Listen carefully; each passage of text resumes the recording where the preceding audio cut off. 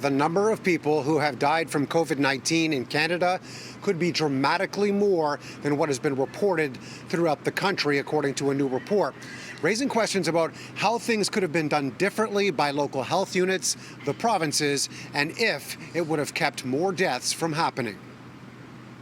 Someone dies at home and there's no particular obvious cause for it.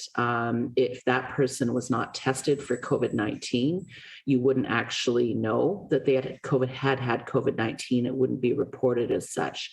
The impact of the COVID pandemic is likely worse than what has been indicated before now. More than 26,000 deaths officially on record in Canada. Now it's estimated that the deaths of 6,000 more people aged 45 and older last year went undetected, unreported, or unattributed to the virus. The data suggest that many of those deaths were COVID-19 deaths. Early data from Ontario had suggested that a lot of these excess deaths were actually happening in people's homes, not in hospitals. Many of the deaths on record have been at long-term care facilities. It's believed 80% were elderly residents until now. The study suggests those numbers are actually below 50% of the total deaths. Based on data related to COVID hotspots, the study suggests that those low-income, racialized communities were likely directly impacted as well. I'm not surprised. I'm not surprised at all that they believe that a lot of these deaths are in racialized communities, in people with precarious jobs, low income. The gaps in reporting varied by province across the country based on when and how data was being collected.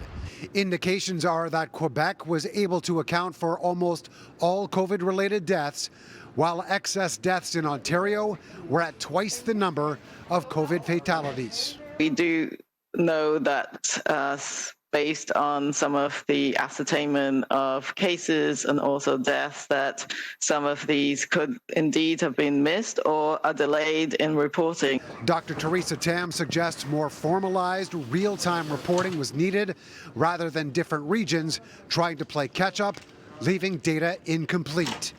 The study's authors point out that proper methods could have led to a different outcome.